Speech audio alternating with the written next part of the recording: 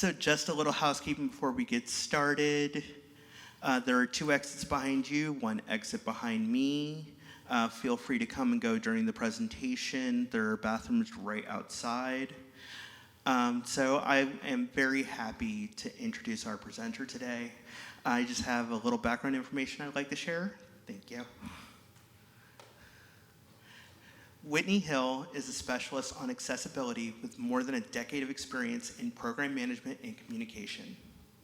Throughout her career, Whitney has been dedicated to making public and institutional spaces truly accessible for all. In her role at LCM Architects and her previous position at the Institute of Human-Centered Design, she has collaborated with government agencies and private entities to uphold and exceed Americans with Disabilities Act, ADA, standards ensuring equal opportunity and accessibility. Beyond her professional work, Whitney is deeply committed to advocacy in Illinois. She serves as an elected member of Governor Pritzker's Blind Services Planning Council, a board member at 3 Arts, and a fellow 2020 and active member of Disability Lead. She is an appointed member of Equip for Equality's Protection and Advocacy for Individuals with Mental Illness Advisory Council and the Cultural Access Collab Steering Committee. SPORK is a nonprofit organization directed and managed by people with disabilities.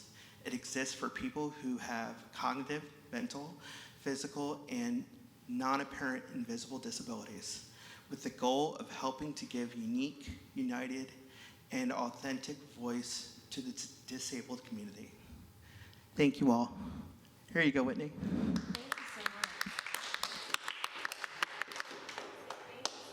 And thank you all so much for coming here and to listening to me speak. So just a heads up, we are going to be covering quite a bit. So, I'm going to try to get through as much as we can in the hour. And then there's also 1-page little fact sheets that go over everything that, or the highlights of what I'm going over today. So we can actually skip the introduction. So this is just kind of a quick breakdown of what we're going to cover today. We're going to start off with the ADA, the Disabled Community History. And I really like to start my presentations with a little bit of a quote.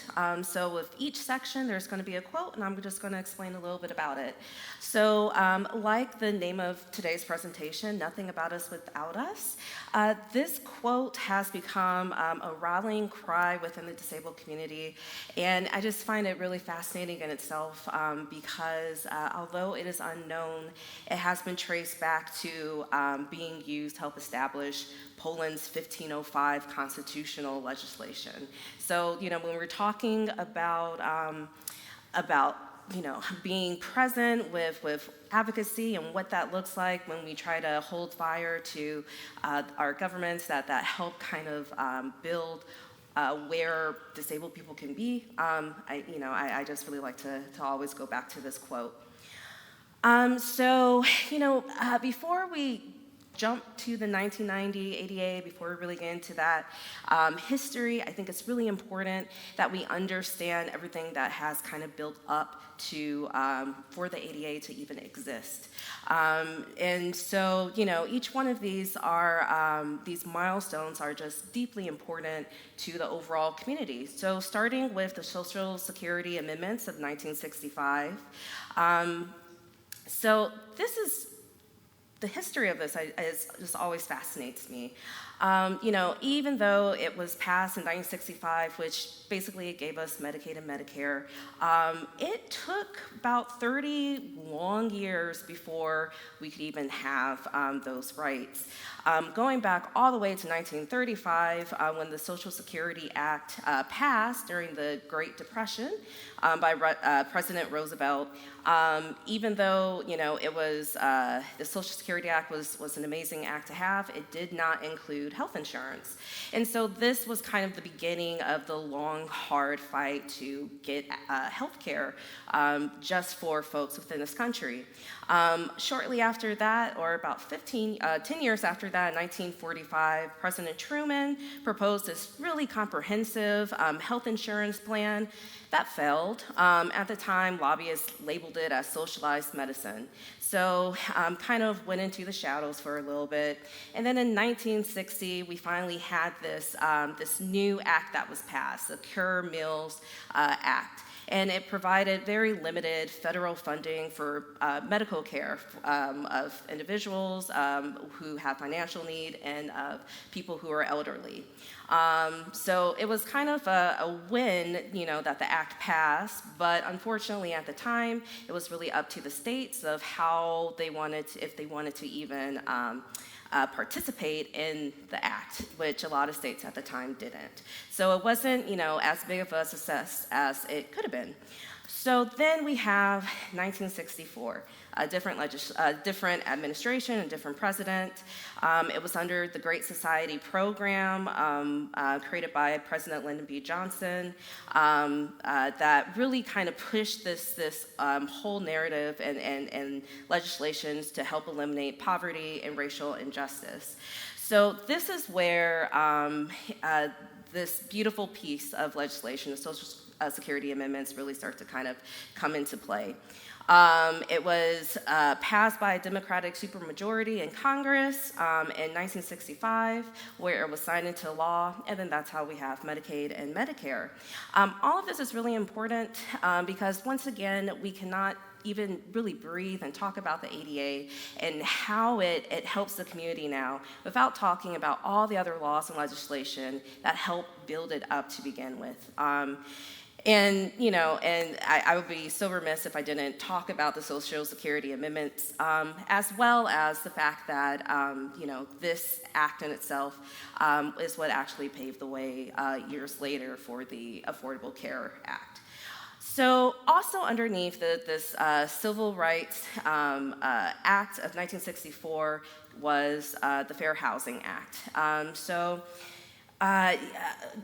Pretty much in a nutshell, we had a lot of Black veterans who were facing housing discrimination in the U.S., and there were a lot of protests going on to try to, get some legislation to just help kind of eradicate that issue. And so when it eventually passed, in 1968, it was a huge win. It was also a huge win for the disabled community, even though 20 years later, it took until only 1988 until people with disabilities were actually included within the FHA. It was just what one group was able to do to help pass legislation for their own community just really created a ripple effect for how the disabled community were able to get involved with that. What I think is also just really fascinating about the FHA was that it was not expected to pass at all. There were a lot of doubts of it passing. And on the day of the vote, MLK Jr., Martin Luther King Jr., was actually assassinated. And during that time, there was nothing but racial riots, just taking place all over the country, and that's when Lyndon B. Johnson really pressured Congress to then pass the FHA to help settle the civil unrest. And so this is going to be one of our first Did You Knows. So I love throwing these little factoids in here. So did you know that in 1977, Bradley Lomax, a member of the Black Panther Party and a wheelchair user due to multiple scoliosis, helped lead a protest that became known as 504 sit-in in the San Francisco Federal Building. So basically, Section 504 would have made hospitals, schools, government buildings, and libraries accessible. It was a major, it would have been a major win if it had passed when it was, first kind of called into play. Originally, it got vetoed by Nixon due to cost concerns. Lobbyists wanted to get in there and try to change around some stuff, also because there was this concern of if we make everything accessible, that must be really expensive. And so this led to protests. Which is going to be a common theme with everything that we're talking about. All the rights that we have on the books that help support people with disabilities comes from just a really rich history of protest and activism. And so a lot of veterans who were coming back from the Vietnam War, they were getting in on the protests. And eventually the bill was very reluctantly signed into law. But it was not enforced. It took another 4 years of hard protests, like the one up here that I'm mentioning, the 504 sit-in, before it actually was enforced in the country. I do want to call out in this picture the lady that we kind of see halfway off screen with the glasses. That is the late, great Judy Heumann, who is often considered the mother of the ADA. We're going to be talking about her a little bit later, but I do want to always give her a nod because she has made such amazing strides within the disabled community. So back to the protest. It lasted longer than any sit-in in United States history and was aided by the Black Panther Party, who helped provide provisions. It was said that when the FBI cut off the phone lines to the building, those who were deaf stepped in and they kept communication flowing by signing to people outside.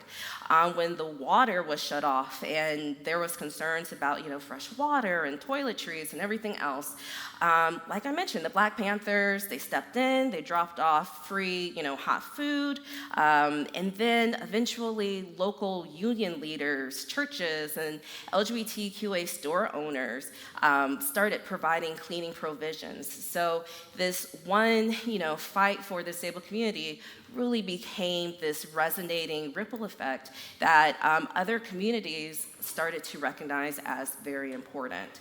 And I always just want to, call that out because, nothing about us without us. We are stronger together than we are apart.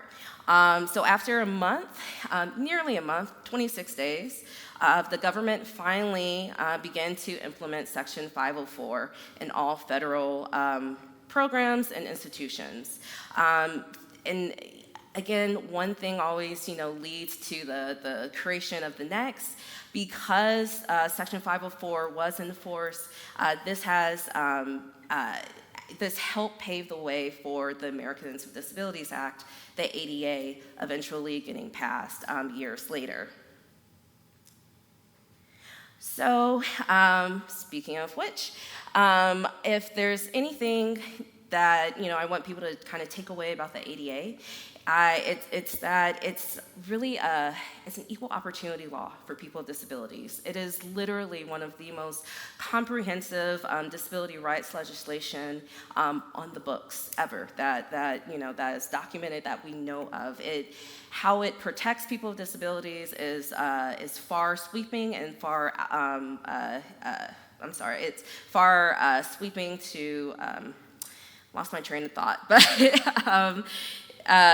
what the ADA covers is, and I do apologize, I am a bit of a nervous speaker, so if you hear me stumbling over my words or whatever, please forgive me while I kind of get myself back into the run of things. And so the last thing about this slide before I move on is that, we've been talking about how, a lot of presidents who have stepped in and tried to, help aid or dissuade some of these acts. Right here in the middle of the picture, underneath the ADA, we have George H.W. Bush signing the ADA into law July 26, 1990. So, a common theme, again, that we're going to see across the board when we talk about the history of the disabled community and how do we get to where we are now, we can't leave out the protests. It was the protests that really helped push the lawmakers, the policymakers into recognizing what the other side was trying to say. A good example of that is the Capitol crawl. So on March 13th, 1990, a few months before the ADA would have been signed into law, over 1,000 protesters marched from the White House to the U.S. Capitol to demand that Congress pass the ADA. So, if you can just imagine it for a second, 1,000 people marching up to the steps, and then we have about 60 folks who are using wheelchairs and mobility devices, casting them aside, and then crawling up the steps on their knees and with their hands, going up the steps to essentially help show and physically demonstrate how inaccessible architecture impacts people with disabilities, and that even though they were Americans, and even though that they were, outside the Capitol, they were incapable of actually being able to get inside because the architecture and the structure itself was not built for them. And so in this picture, we see this little girl wearing the blue shirt with the bandana on her head. I want to call her out. That is Jennifer Kaylin Chaffins. She's a wheelchair user, and at only 8 years old, she was one of the youngest demonstrators at the Capitol crawl. She was recorded on camera saying, "I'll take all night if I have to," when talking about getting to the top of the Capitol steps. And I do want to point out that she's only 43 years old. So when we talk about the ADA, when we talk about all of this, we're not talking about a long list of time that the disabled community has had these rights. And I just want to keep calling out to that. So I have a short little interview with Jennifer Kaylin about her time protesting that I would like to share with y'all. I remember when we were trying to get the ADA passed, and I need to climb the steps. I want to climb the steps, and Wade said, "Go for it." So I got out of my wheelchair and I started climbing. Well, the next thing I know, I've got 50 cameras on me, and I've got mics all over me, and it's like the hottest day of the month of March, and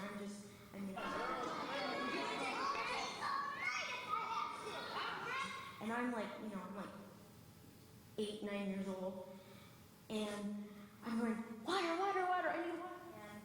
And I've got the little pamphlet in the back of my pocket that we're supposed to hand over to the politicians to get the ADA passed. And they say that it was the image of me climbing those steps that was the final decision to get the ADA passed. And I had to do it. So when the ADA passed, it was kind of partitioned out into 5 different sections. So Title I covers employment. Title II covers state and local government. So this also includes, reasonable accommodations, right, if you're in university.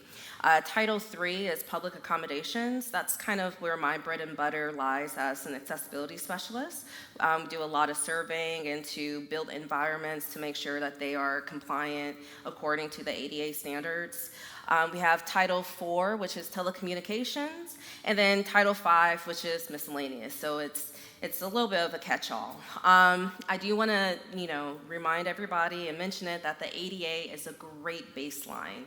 It is a great baseline. It is meant to be improved upon. Unfortunately, the 2010 standards, the last time it got updated was in 2010. So we have the 2020 standards of the ADA.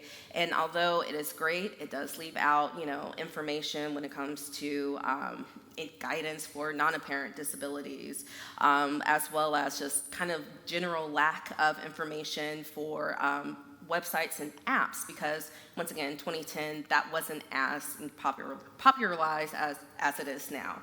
So, when people, when you look at the standards in the ADA, just remember it is to use it and improve upon it if you want the most out of it. but it has had a ripple effect across the world, the ADA passing. In fact, since 2000, 181 countries have passed disability civil rights laws directly inspired by the ADA. And so on the screen, you can see the world map and the number over each country and continent shows how many disabled folks actually live in that area. And then next to it, you just see a kind of a sampling of the different type of civil rights disability laws that are on the books for different places around the world. So I thought it would be kind of fun to look a little bit into what some of those inspired acts have looked like, inspired by the ADA. So we're gonna kind of take a little mental travel journey to the UK. So I just want to call these two out.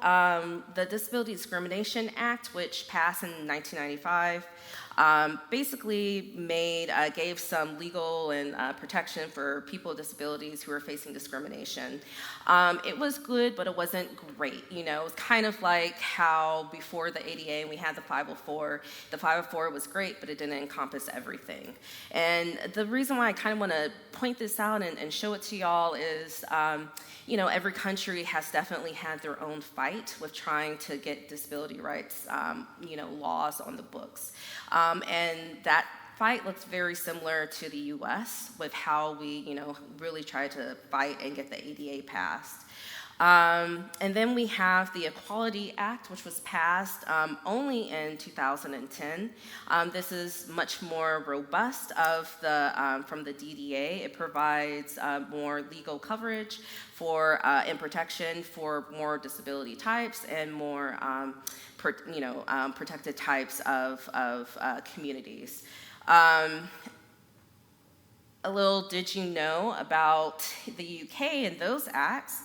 So did you know that on July 18th, 1992, hundreds of protesters led by the Disabled People's Direct Action Network, or DAN, went to ITV to raise awareness about the lack of accessibility in television programming and to demand better representation of disabled people in the media. Just want to note that this lack of, you know, proper representation in media was a universal issue, especially at the time.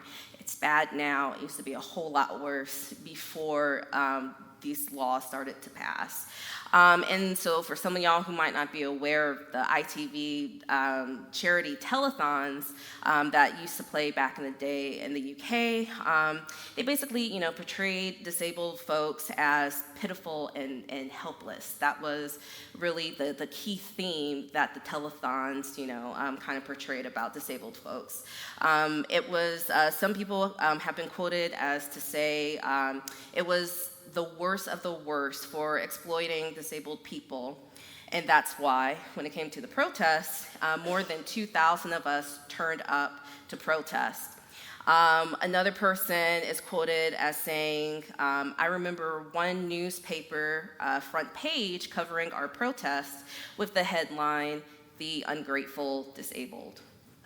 And this is, you know, and because of this negative representation, because of just this fight to be seen as equals, you know, and the general public, a lot of, just like the nothing without us, about us without us slogan, you know, we've taken that to heart nowadays.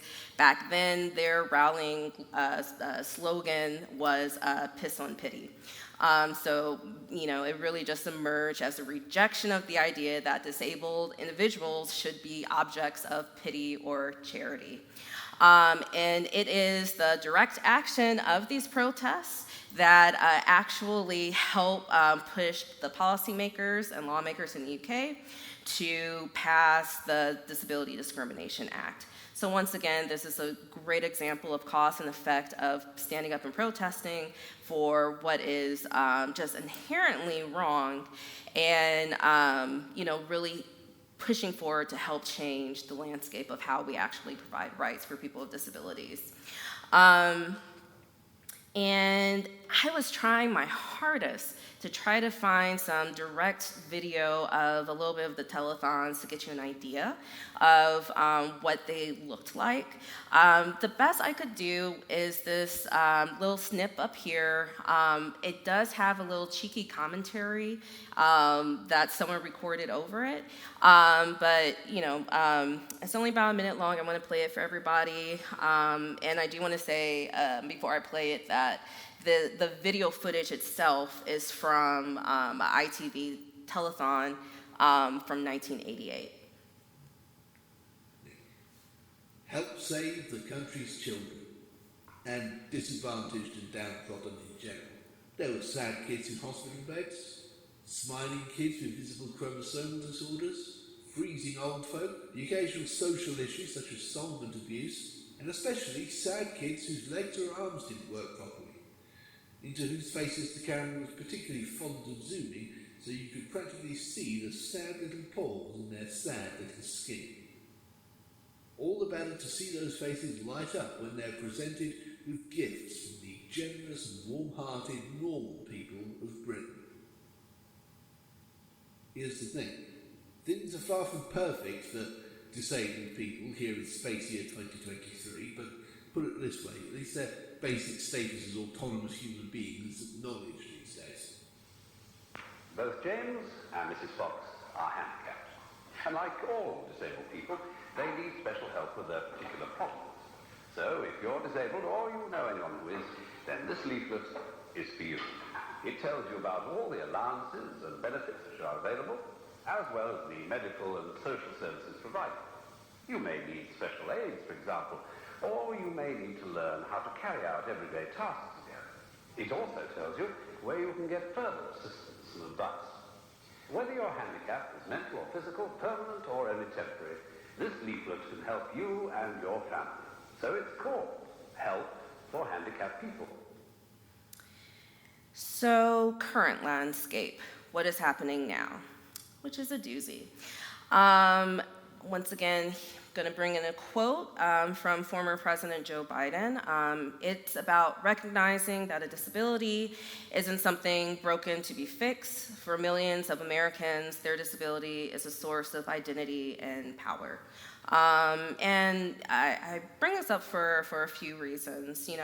I myself am someone who identifies as having a disability, and with the work I do, I acknowledge and definitely appreciate when folks who have decision-making powers, who have that policy-making power, actually represent the diversity of the communities that they are working within. I say all of this to say that, former President Joe Biden has been pretty upfront with his past disabilities. He's a lifelong stutterer, and just 2 years before the ADA was passed, 1988, he suffered 2 brain aneurysms, and he's now going through his prostate cancer diagnoses. And, this is going to keep coming up the more we go into the presentation, but that representation from the top down really does make a really big difference in the type of support that ultimately goes out to folks. Now, when it comes to international disability statistics, I am proud to say that if you are disabled, you are part of the world's largest minority group. There are 1 billion people in the world who have some form of disability. Broken down, that is about 1 in 7 people on Earth. And then when we kind of look through those numbers a little bit more, statistically, it has been proven that if you are over the age of 70 years old, guaranteed about 8 years of your life is going to be spent dealing with a disability. I say all of this because, disability really is just a fact of life. It's nothing to be scared of, and it's not really something you can run away from. It is just what it means to be a human on Earth. I also want to point out that 80% of disabilities are acquired between the ages of 18 and 64, and that women with disabilities are multiply disadvantaged. throw in also, race, and then we have another kind of,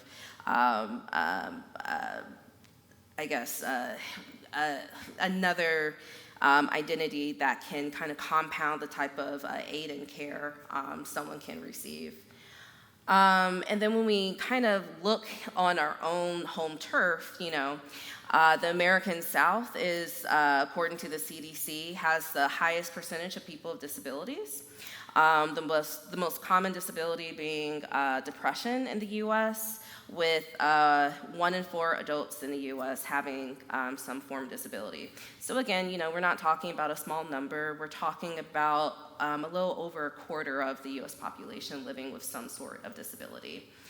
And it's really important to point out that there are several ways, like I mentioned before, that you can come about, having disability. You can be born with it, so, it's congenital. You might acquire it later in life.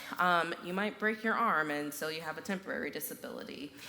Or you might lose your arm, which can result in a permanent disability. The pendulum of being, quote unquote healthy to, having to transition to a different, to a disability type is always going to be there. And when we look at disability types, we typically think of physical, cognitive, non-apparent, and so this is just a very quick snapshot of actual disability diagnoses, how it kind of gets broken down. So this next part, we have another quote here from President Donald Trump. The Federal Aviation Administration is actively recruiting workers who suffer severe intellectual disabilities, psychiatric problems, and other mental and physical conditions under a diversity and inclusion hiring initiative. If this was from anyone else, this would sound like a very positive quote. But in fact, this is his response to the Potomac River mid-air collision, which happened earlier this year. I bring this up because, again, how people in power, that top-down effect, how that looks is very real. A lot of the reasons why the FHA and, the 504, the ADA, a lot of the reasons why that even got fought for and was passed is because we had people on both sides who were trying to fight for those same rights. And, unfortunately, we are kind of going into a landscape that is forcing a lot of us to think about what life was like before the ADA and before Section 504 if you were a person with a disability. So, pre all of that, it used to be pick and choose your own adventure of what your discrimination is going to look like if you were someone with a disability. When it came to health care, doctors could legally refuse to treat you if you had a disability, and they didn't have to provide accessible care at all. That was really up to them if they wanted to. When it came to education and employment, unemployment rates for disabled folks used to be as high as 80%. Where for non-disabled folks, it was only around 24%. And then with infrastructure, similar, disabled people were literally unable to enter or navigate most spaces independently. So when we look at what's happening currently, I do want to kind of call out a few things. That when we talk about Medicaid and Medicare, when we're talking about the Fair Housing Act, Section 504, the ADA, what we're really talking about is healthcare, housing, education, employment, and infrastructure. I think it's really easy sometimes to get to hear the legislation or the law that one thing is supposed to cover without fully realizing what exactly it is covering. So when we talk about so I just want to make sure that is made very clear. So everything on the screen here, this is from the Big Beautiful Bill that President Trump is hoping to pass for the 2026 fiscal budget. I want to call out a few things here. On top of the $8 billion reduction over the next decade for Medicaid, it is estimated that 8.6 million Americans could lose Medicaid coverage. So cause and effect there. On top of the $5 billion reduction over the next decade for Medicare, an additional $674 million will be cut from the Centers for Medicare and Medicaid Services program management. With the cuts to the FHA, the Fair Housing Act, we are going to see substantial cuts to housing programs administered by HUD. We're going to see, on top of that, 44% decrease reduction in HUD funding. There's also going to be significant cuts to the FHIP, which is funds for nonprofits to enforce and educate about fair housing laws. And then it's a ripple effect down. With Section 504, there's proposed significant cuts to the staff of the Office for Civil Rights, which will ultimately really make it difficult in fulfilling legal mandates surrounding 504. So we think about, again, like using the example of if you're a student and you're in school and you need reasonable accommodations, but let's say your school is not meeting your reasonable accommodations and you feel like you're being discriminated against, it's going to be harder to actually be heard and find a solution with that. A lot of the manpower and departments who help deal with that, their proposed cuts. And then on top of the ADA, on top of what we see on screen here, there has already been a withdrawal of 11 guidance documents related to the ADA. By the Department of Justice withdrew them. This is especially disappointing because those mandates covered guidance for retail stores of how to be accessible. It provided guidance for new hotels about how that they can meet compliance. And so those documents used to be readily available for everyone to see and access, and now they have been completely removed. The potential outcomes. I'm pretty sure that some of you guys can imagine the potential outcomes of if all of this passes, right? Like we saw in the first few slides about pre-ADA and Section 504, we will be kind of doing a backslide towards that lovely time. So, without say, for Medicaid and Medicare, millions of folks are going to be affected. There's going to be fewer doctors and hospitals that may accept patients if reimbursement rates drop. There's going to be increased issues of access for marginalized communities who rely on public health care coverage. And I do want to quote a few other politicians with kind of what they've had to say recently about some of this. Senator Josh Hawley of Missouri was quoted as saying that this will harm working people and their children, and that voting in favor of Medicaid cuts is both morally wrong and politically suicidal. And then we have Senator Joni Ernst of Iowa, who, when asked about the concerns that people are going to die if they're kicked off of Medicaid, her response was, well, we all are going to die. And then when we go to the Fair Housing Act, potential outcomes with that is, again, marginalized groups are going to be targeted. So this includes disabled folks, this includes Black and brown communities, immigrants, low-income families. That ripple effect, is just going to keep getting wider and wider. And for Section 504, as I mentioned before, the ultimate threat really is loss of legal recourse. There's going to be a hampering in how the federal government's capacity to investigate and actually address complaints related to disability discrimination. And then, of course, potential outcomes for the ADA is, without it, disabled folks can lose the right to fully participate in society. And, where we're at now, before the big beautiful bill passes or whatever, it's okay, but it's not great, because as is, there's still quite a bit of discrimination globally that still, affects the disabled community. So, this is what I kind of call the duality of being disabled, the cause and effect. So it is said that, for instance, 1/2 of all people with disabilities cannot afford health care.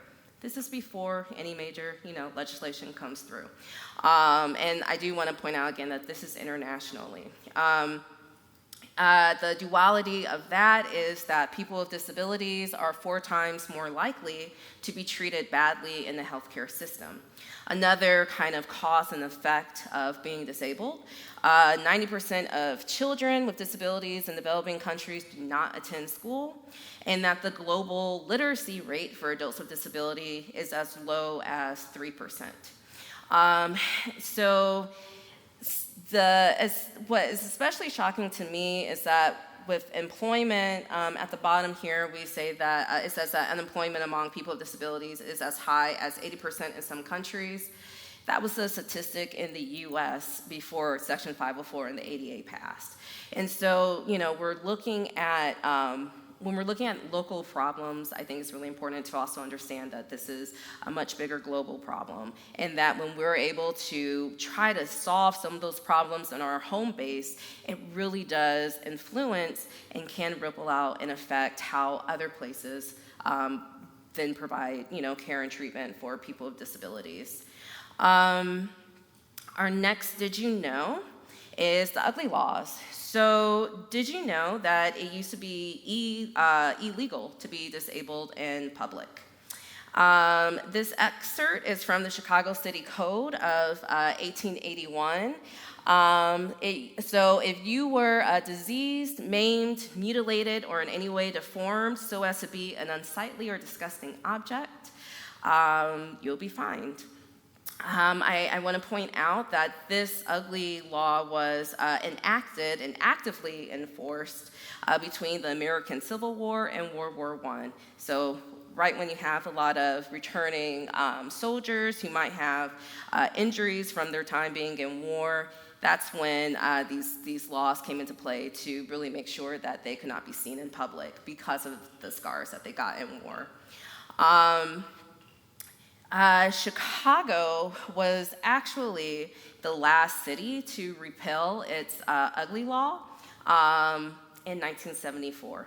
So just let that sink in, that it's only been 51 years in Chicago where technically you could legally have a physical disability and be out in public. This is all important because there are quite a few current discrimination laws that are happening now, and I think it's really easy to look at discrimination laws happening in another community and go, well, what does that have to do with me, or what does that have to do with the disabled community? But there's always a correlation between one community and another community, especially when we're talking about oppressive, laws. So a couple examples that I'm going to go over that's on screen. The sit-lie ordinances, which is targeted towards unhoused people, basically prohibits folks from sitting or lying outside during certain hours.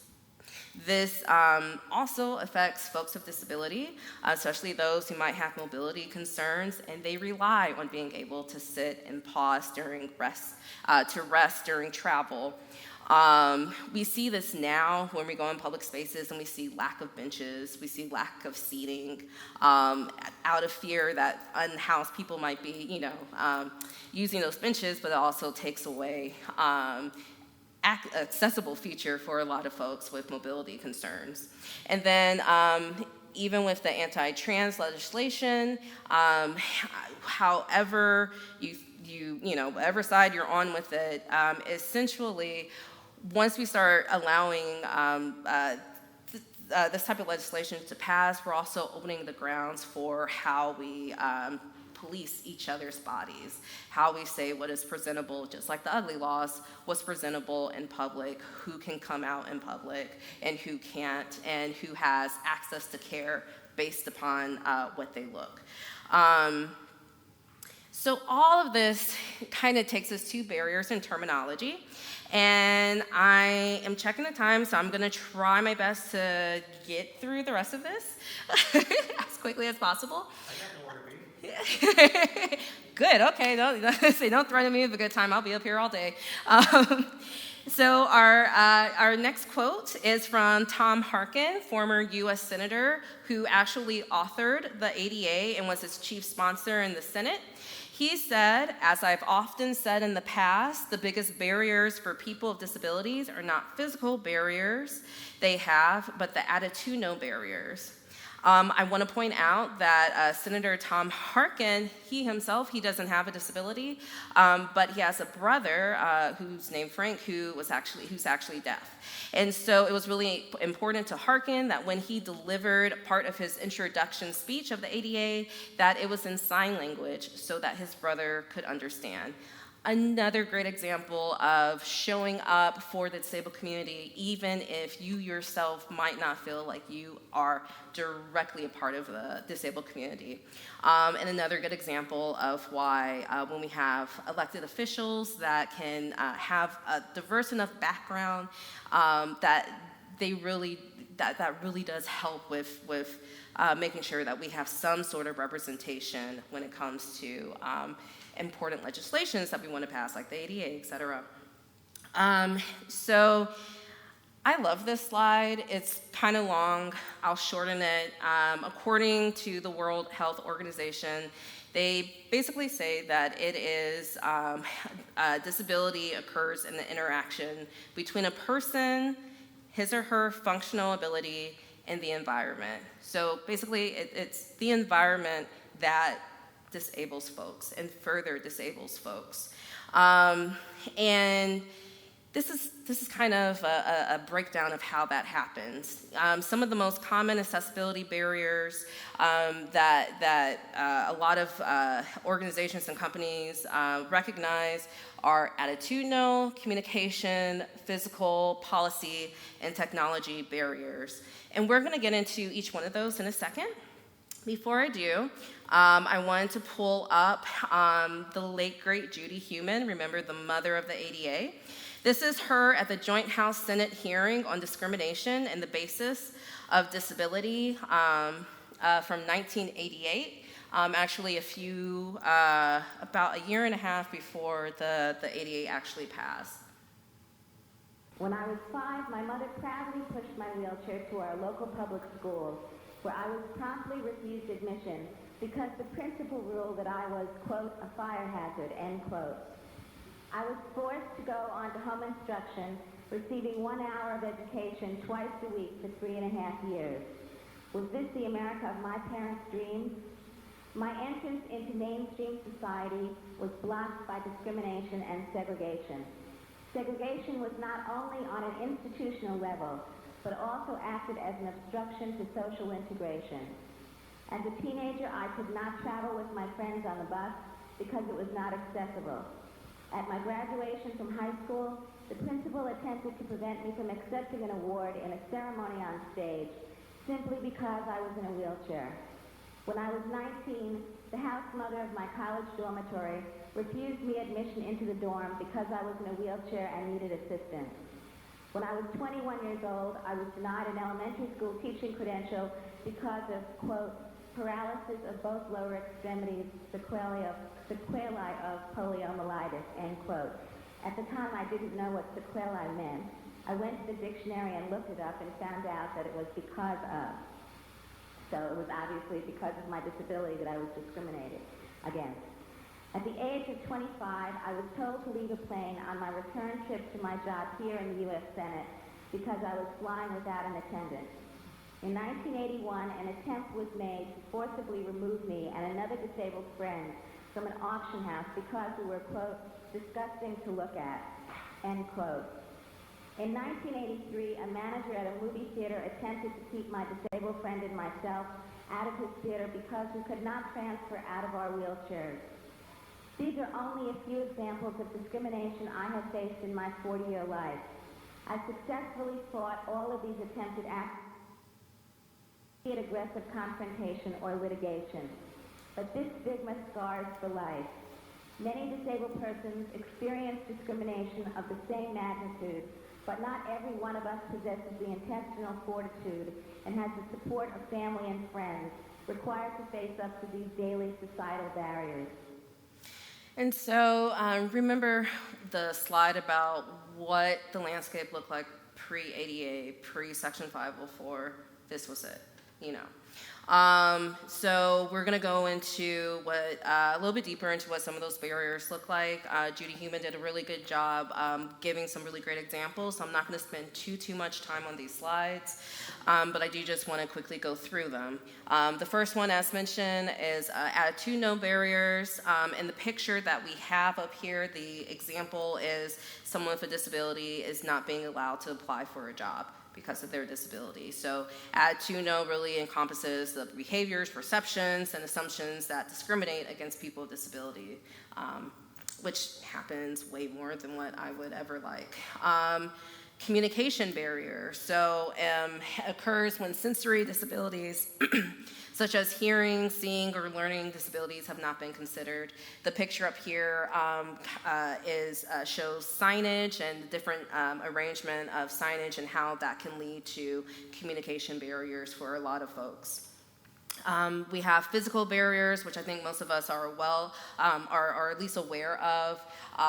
So, you know, in this example, we have someone in a wheelchair who does not have an accessible route to the second floor. So we often see these physical barriers when physical disability types really aren't taken into consideration into the planning of an environment, et cetera. We have policy barriers.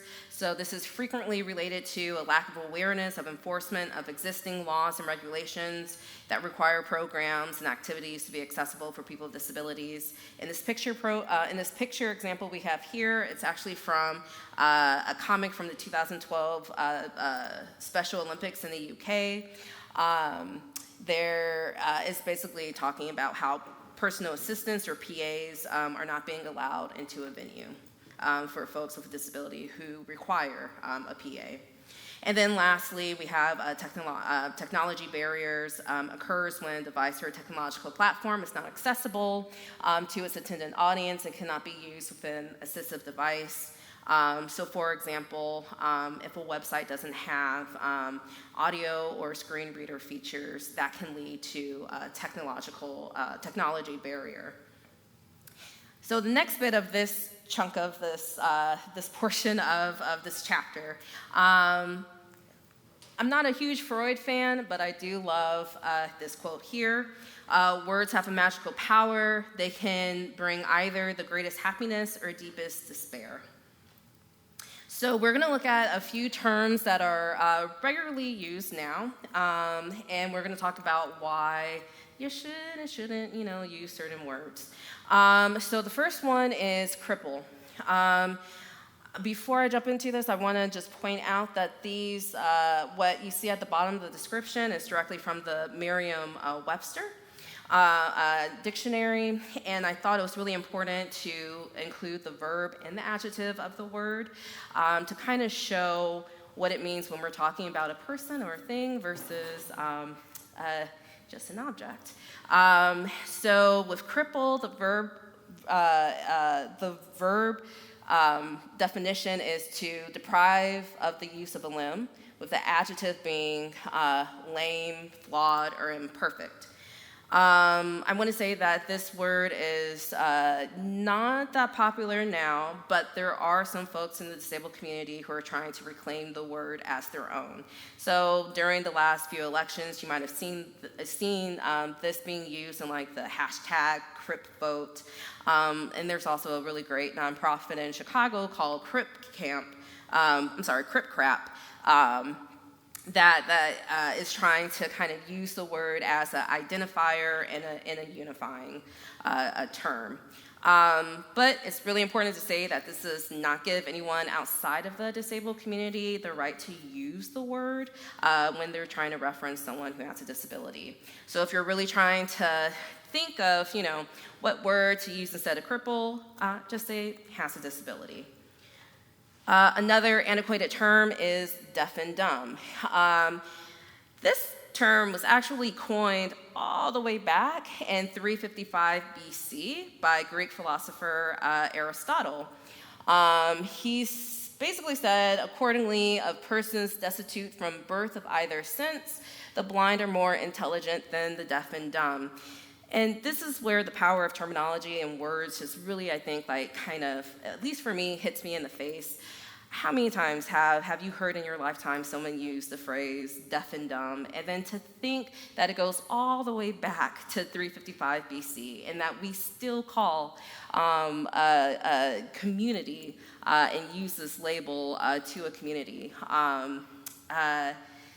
When you set up words to discriminate, sometimes it takes a really long time for them to eventually be erased. The next antiquated term is handicap. The verb definition is to put at a disadvantage, the adjective, having a physical or mental disability. I do want to point out that in the late 19th century, the term affliction began to disappear, and people started to use the term handicap instead, which was a win, I guess, back then. I mean, afflicted used to mean grievously affected and or troubled by a disease. So, handicap was a bit of a win then. But now, it is definitely not considered the best word to use when you're talking about someone who has a disability.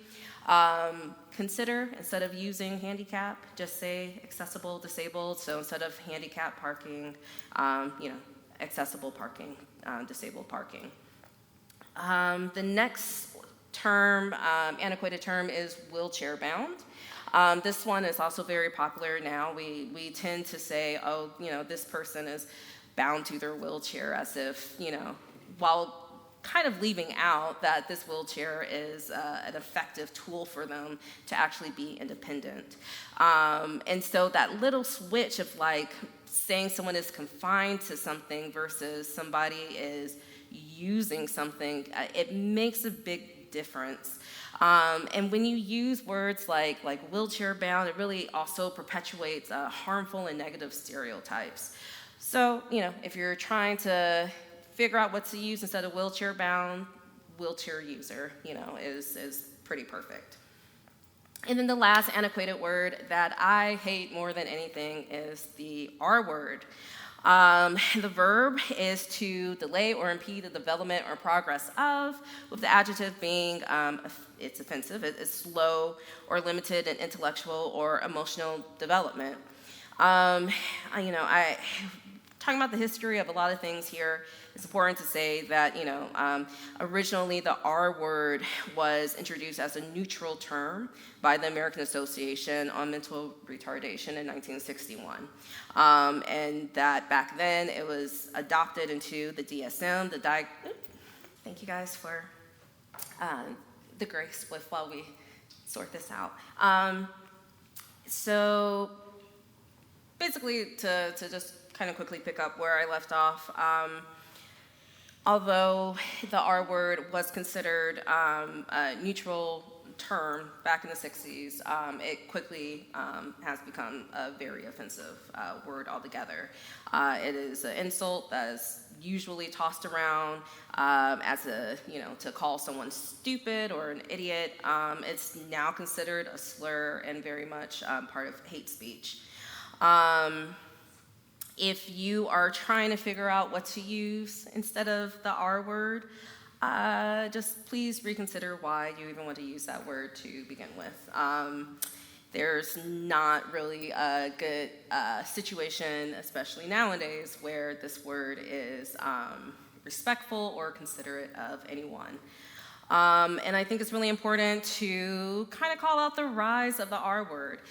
Because over the past, I would say about year, I've noticed on YouTube and on social media, I've seen a lot of people using the R word more casually.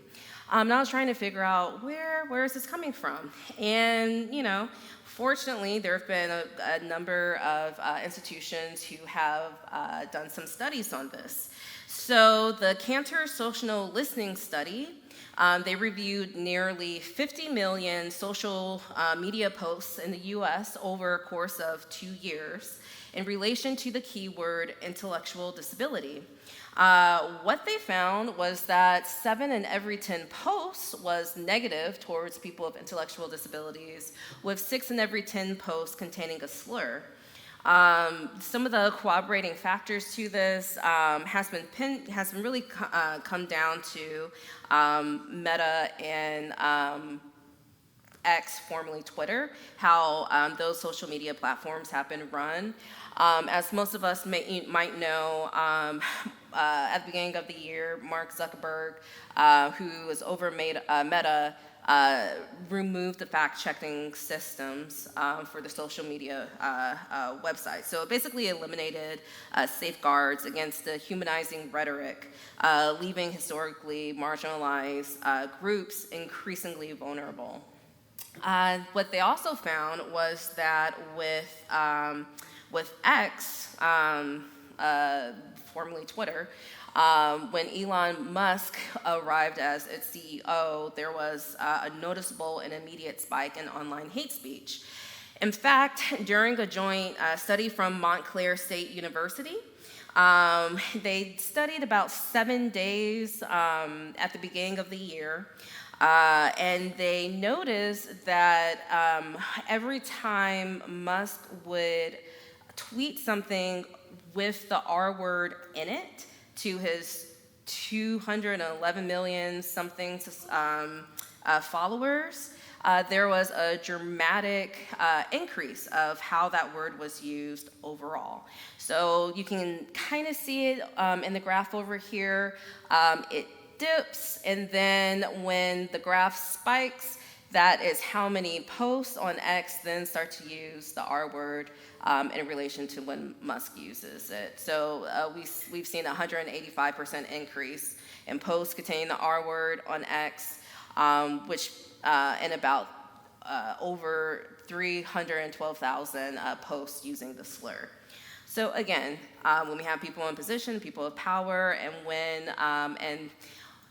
it's just always kind of a trickle down. If you have someone that understands about how to talk about certain people and how to advocate for certain groups, you see a trickle down of how their actions, influence others. And just in the same way, when you have someone who is using harmful and negative language, we see a ripple effect of how that encourages other people to also use that word.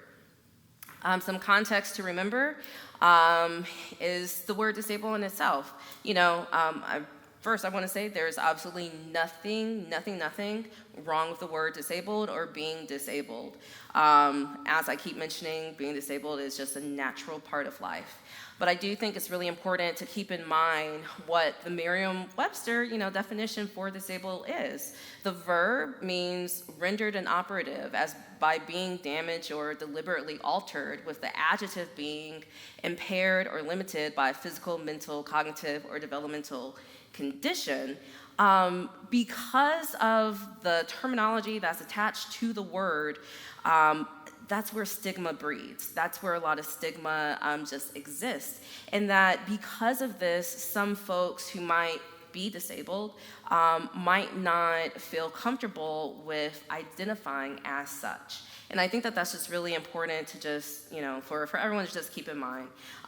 It is really up to that person in relationship to that word to really decide if they want to be called one thing or the other. This is really prevalent in some indigenous cultures. So with our next Did You Know, according to A Disability History of the United States, which is a fabulous book written by Kim Nielsen, he looked at indigenous cultures in the U.S., and what he found is that some cultures did not really understand the basis of the word disabled because they did not identify with the meaning as everyone else did.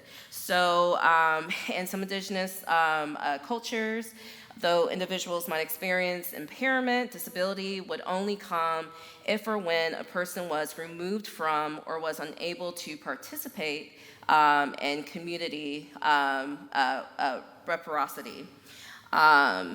It was said that after Europeans arrived in North America and created institutions for people with disabilities, indigenous families were more reluctant than other social communities to hand over their family members to outside care. Because once again, the relation of disability and what this person who might have a disability meant to them was something very different than how Europeans came in and how they saw it, where, we institutionalize and we separate. A few quick terms to remember, and I do apologize because I'm seeing that I am steadily creeping over time. A few terms to remember is dynamic disability. This is a relatively new term coined by Brene Bennis, a chronically ill host of a podcast called No End in Sight. This is a really great term to remember because it basically just says that if you have a disability, your symptoms, how you experience your disability is going to fluctuate from time to time, depending on what it is. For some folks, maybe in the morning, they're able to function a little bit better, but then as the day gets longer, they have a harder time with maybe their mobility or maybe with thinking, with cognitive concerns. And so it is a, dynamic disability. It fluctuates in and out. Another important term to remember is functional limitation. This was coined by the CDC. So I love this, functional limitation, because it basically says that, first off, we all have a functional limitation. Functional limitation is a restriction of activity that does not line up with how you're supposed to, be able to perform that activity. So for instance, if, let's say having your arm in the air for, more than 10 seconds causes you bad back pain, but you yourself you don't have a diagnosis of having a disability with your back pain, it's a functional limitation. You're having difficulty. If you wear glasses to read, but outside of that you can see okay, it's just when you read you need to have your glasses, that is a functional limitation. But it's important to remember that functional limitation can lead to a disability. If that pain in your arm gets worse, where it becomes really difficult for you to, let's say, sleep at night all the way through. Or let's say your vision gets worse, that you start to notice that you're losing some permanent sight. Your functional limitation is going into a disability. So some of, when we break that down a little bit, this is kind of how it gets broken down, when we talk about physical, brain-based, and sensory. And then when we look at statistics of what functional limitation actually looks like, in terms of numbers, it's important to point out that according to the CDC, 18% of adults have serious difficulty walking or climbing stairs. You may or may not have a physical disability. That is just something that you have difficulty with. That's a functional limitation. As well, 10.8% of adults have serious difficulty concentrating, remembering, or making decisions, with 13.8% of adults having serious difficulty hearing, and so on. So just keep in mind, even if you're living today and you don't have a diagnosed disability, you're not part of the disabled community, we are all part of the disabled community, at the end of the day. And then this last bit, I'm not going to go too much into, but I just want to remind everybody that person-first language, where the person comes before the descriptor, is the way to go when we're talking about people with disabilities. So, for example, using the whole like deaf and dumb, terminology, instead of using that, just say person who is deaf. Instead of wheelchair-bound person who uses a wheelchair. A few quick tips. Speak directly to a person with disability, not to their companion or sign language interpreter. Adults with disabilities are adults. So, please don't baby down, talk down to folks with disabilities because you think that's how they should be spoken to. People with different psychiatric disabilities may have different ways of coping. And so, I always love giving people space and grace to just kind of be themselves in the moment. So, please extend that forward when you see, folks with different psychiatric disabilities. And lastly, if you're unsure of how you should interact with a person with disability, just ask them. Most people are fine with telling you, what their accommodations are, how you could help them, especially if it's coming from a sincere place. So please, don't be afraid to ask instead of assuming. So the last big chapter we're going to get into is getting involved and supporting the disabled community. This quote is from William E. Lightburn. He is a special education teacher and disability rights advocate from the Caribbean. And he has been instrumental in the Caribbean with promoting inclusive policies and practices. So this quote for him, hold my hand and walk with me. We must break the back of social inequity. We must empower every individual with a disability to live with dignity in an inclusive society. So, we've gone through the history. I've convinced everyone here why they should just fully support the disabled community. Now you're invested and you want to figure out, what do I do now? So here are a few ideas. The top three, any cause is going to have this, and it's just really important. Volunteer, donate, protest. Beneath that, it kind of gives you an idea of how you can do each of those. So for instance, if you're looking at volunteering, there's a lot of nonprofits out there that you can volunteer with. If that's not really your thing, and you want something where you can try to be a little bit more face-fronting with possible policy talks, I highly encourage joining and attending committees.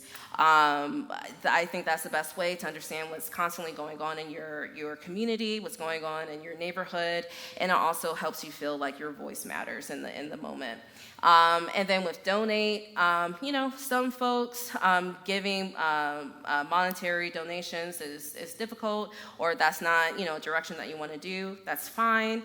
If you're, especially if you're someone with a disability, a great way that you can donate is sharing your story.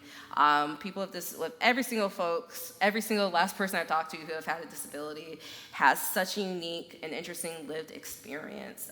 As we saw just from the snapshot when Judy Heumann was talking about her life, there's a lot under the surface that we typically don't see. And so, I highly encourage folks with disabilities, as well as caregivers and folks who are a part of the disabled community in that way, to still show up and then share your experience with folks. That's really how you build community. And then protesting, maybe you don't want to get out there, maybe it's difficult for you to get out there. Whatever the reason is, there's different ways that you can show up and protest. One of those is educating yourself. Education is always going to be a form of rebellion, and especially nowadays, educating yourself of what is happening is a form of protest. An idea of where you can go for some of that. All of these are organizations that I have either worked with or been a part of. So I'm just going to go through a few of them. If you are looking for some really a good community to get involved with in-person protesting, I do recommend checking out Access Living, located in downtown Chicago. They work with a lot of disabled organizations, across the country, and very recently, part of their group, along with ADAPT, this group called ADAPT, went to Washington, D.C. to protest what's happening within the talks of Medicaid and Medicare. When we talk about joining and attending committees, the Chicago Transit Authority has an ADA advisory that takes place quarterly. You can either apply to join. It's also open to the public. So every time it meets, you can show up, listen to developments that's going around when it comes to transit and disability in the city, and there's an open forum. So you get to ask those questions to those policymakers in real time. Share your story. A little shout out to my nonprofit SPORK. We do provide an online platform for people with disabilities to write and share their lived experiences. We are always open to working with folks and to representing and showing their stuff on our website. And then educate yourself. The Disability Pride Parade is coming up next month. Downtown Chicago, Daly Plaza. I highly encourage everyone, if they can make it, to go. It's a great place to see other organizations and businesses that support the disabled community in this state. So it's a great way to educate yourself. It's a great way to get involved, to get some of that face time in and to network, as well as the ADA regional support centers. So within the U.S., there are 10 different regions of the ADA Center. Illinois is in Region 5. This is all the contact information up here. So if you have any questions in regards to the ADA, about information and guidance, let's say you want to follow the standards, but you don't quite know how because it seems complicated, they're great folks. They'll be able to help you with that, along with training and education, technical assistance, resources, and referrals. Some quick individual tips for folks. Of course, look for opportunities that genuinely interest you. If it's within the disabled community, really, whoop.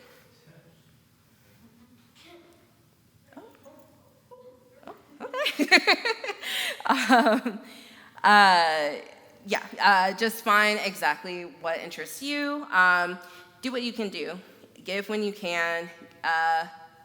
Rest and reset. I think it's really easy to be overwhelmed by everything that's happening and saying that, I'm not doing enough, I want to be present, I don't know what to do, I need to do everything, and then you burn yourself out. And, burnout, especially when it comes to volunteering, and especially when doing this type of work, burnout is very real. So, just check in with yourself and then rest in between your activism. Show up in a way that works for you. So like I said, maybe in person, you're not comfortable with showing up in person, you'd rather do virtual. That's great. There's opportunities where you can participate in a virtual format. Same with maybe you don't have the money to donate to different organizations. There's non-monetary ways that you can still show up and support. And then lastly, don't be intimidated or discouraged by the work others are doing. It's also really easy to look at someone's whole resume and say like, oh my gosh, like I'm not doing enough in comparison to person X, Y, and Z. Every drop helps. Every bit of help helps. So don't be discouraged by looking around and seeing what other folks are doing, and just know that don't let your imposter syndrome get in the way of you. You have a voice, you have an ability to assist, and all of that is desperately needed. And I'm just going to kind of skip through this a little bit because we are over time. But if you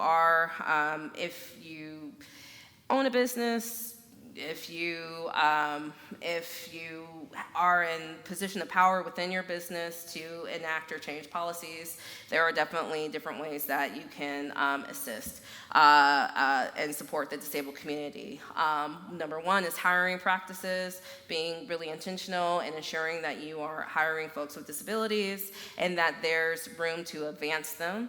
Consultation, which I'm going to get into a little bit, so working with accessibility specialists and making sure that maybe if you're ADA compliant, making sure that there are other avenues within your businesses that are considered accessible. Internal access support, so how are you assisting your own coworkers, your own staff, and then external access support, what else are you doing with the disabled community? Are you actively, participating in other group fundraisings and, other organizations? How are you getting centered within the disabled community?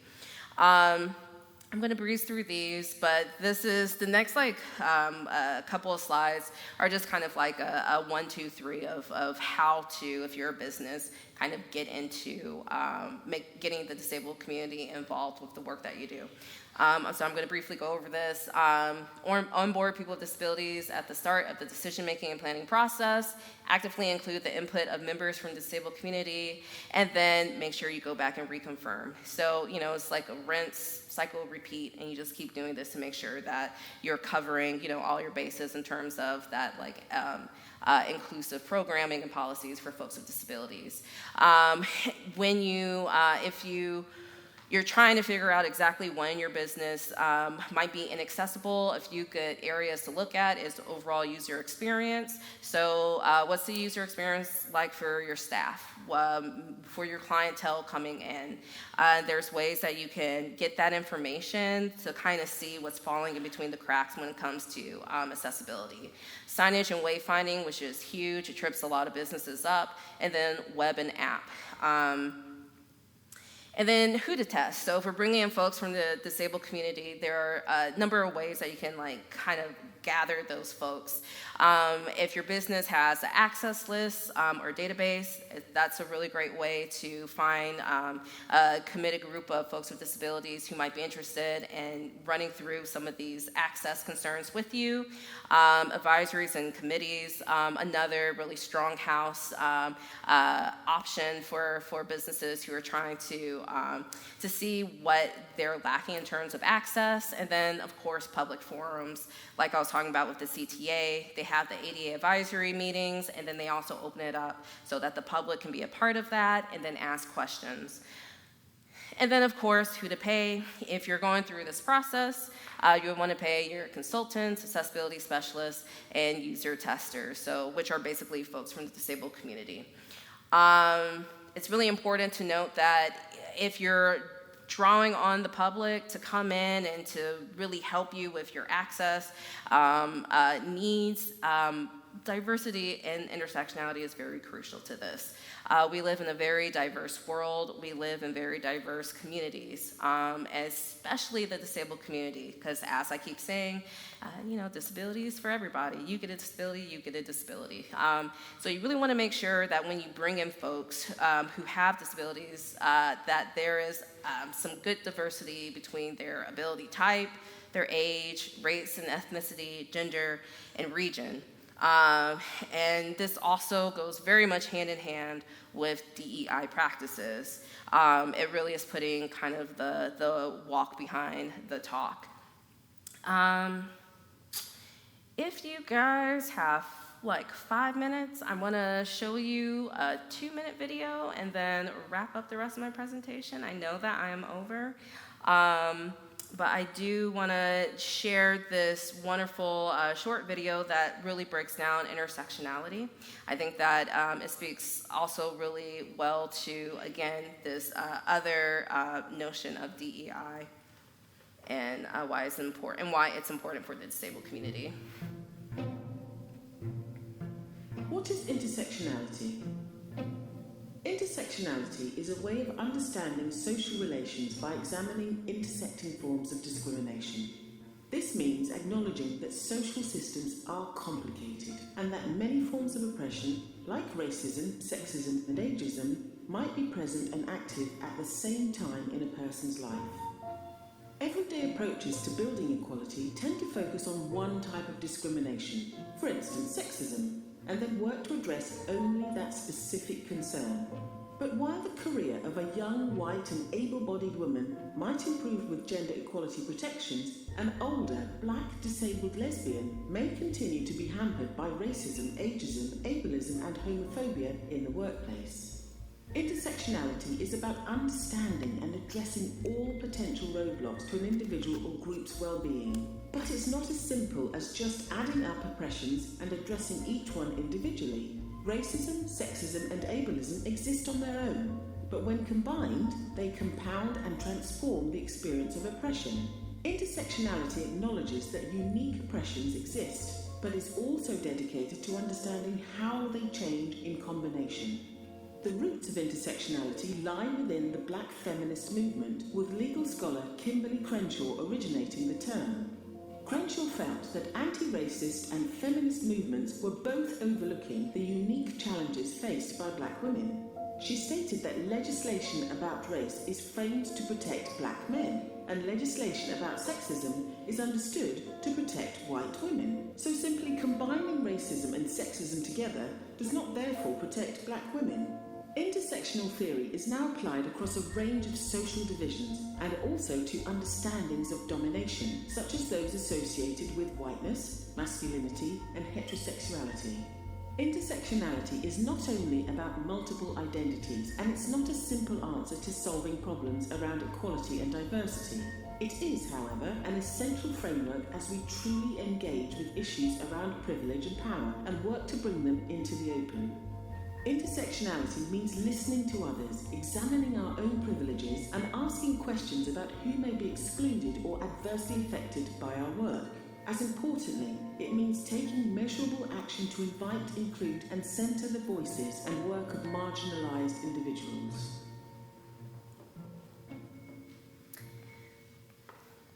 And skipping to the very last, just a little bit of resources.